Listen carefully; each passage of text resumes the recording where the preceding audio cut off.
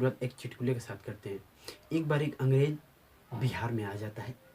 अब वो अंग्रेज अपने अंग्रेज से बिहार में आता है, वहाँ पर लोगों की झोपड़ियाँ देखता है, घरों को देखता है, तो अपने सर को ऊपर करके यूं बगुलों के जैसे चलता है। चलने में कुछ दूरी पर जाता है, जाने के बाद क्या होता है, उसके आगे एक खूंटा मिलता है। खूंटा आप जानते हो भैंस में बांधते हैं। खूंटा मिलता है, उसको ठेक लगता है, नीचे गिर जाता है। गुस्सा होता है, गुस्सा होने के बाद बोलता है, what is this, what is this. एक व्यक्ति वहाँ पर अपने भैंस को पुआल खिला रहा होता है। वो सोचता है ये कह क्या रहा है, ये कह क्या रहा है। तो एक बार नहीं, दो बार नहीं, तीन चार बार जब लगातार बोलता है तो वो भी समझ जाता है, लग रहा है इसको दिखा रहा है, बोल रहा है what is this, what is this, what is this. तो समझ जाता है कि यही कुछ इशारा कर रहा है, इससे पूछ रहा है आखिर है क्या।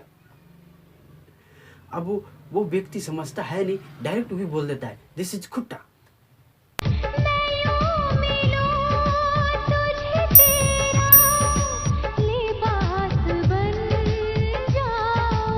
हम आपको बताते हैं कि कुछ टेक्स्ट के शॉर्ट ब्रीफ। टेक्स्ट के शॉर्ट ब्रीफ क्या है, कुछ हिस्ट्री में आपको ले चलता हूँ। सबसे पहले टेक्स्ट यानी कि एसएमएस, शॉर्ट मैसेज सर्विस।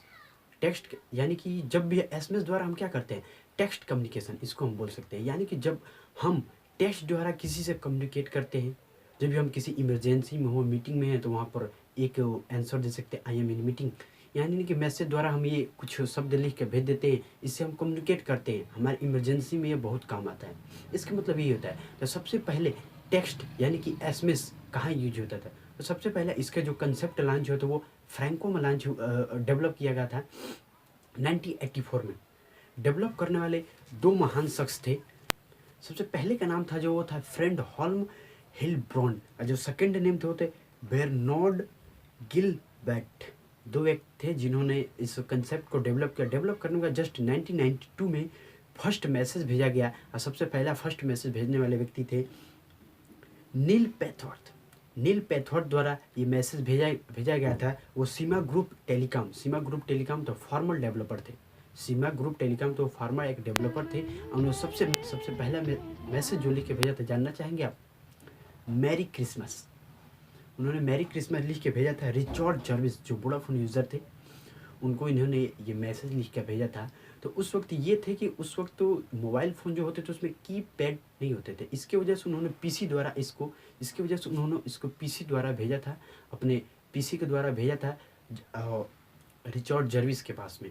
तो उस वक्त तो मोबाइल फ़ोन थे, उसमें एसएमएस फीचर भी नहीं थे, साथ साथ कीबोर्ड नहीं थे। तो इसके जस्ट बाद 1992 के बाद 1993 में नोकिया पहली ऐसी कंपनी हुई जिसने एसएमएस फीचर अपने मोबाइल में लॉन्च किया। उसके साथ साथ 1995 का ये हाल था कि केवल 0.40 टेक्स्ट जो होते थे एक मंथ पर सेकेंड इन ए मंथ, एक मंथ में भेजे जाते थे।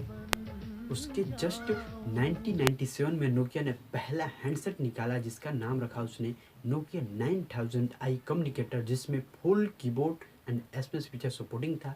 उसके बाद जाके 2000 में ऐसा हुआ कि अमेरिका में 30 text in second in a month, यानी कि 30 टेक्स्ट एक सेकेंड में पूरे महीने में भेजे जाते थे। ये हाल था उस वक्त एसएमएस का। लेकिन ये बात थी 2000। लेकिन 2007 में एप्पल ने फर्स्ट आईफोन लॉन्च किया जिसमें उसने सारे फीचर दिए, ऑटो स्पेलिंग चेक दिए, प्रेडिक्टिंग टेस्ट दिए, एंड कीबोर्ड विथ भी दे दिए। यानी कि लैंडस्केप में भी कीबोर्ड कन्वर्ट हो जाता है, साथ ही साथ वर्टिकल में भी। आज तो हम वर्टिकल में ही यूज़ करते हैं। तो ये दोनों फीचर दिए, उसके साथ साथ प्रेडिक्टिंग, ऑटो स्पेलिंग चेक। उसके बाद ये हुआ सन 2007 के बाद अमेरिका में ये हाल हुआ कि जितना लोगों के पास फ़ोन नहीं आते तो उससे ज़्यादा एसएमएस आते थे। रीज़न ये था कि उस वक्त अनलिमिटेड पैक चलते थे।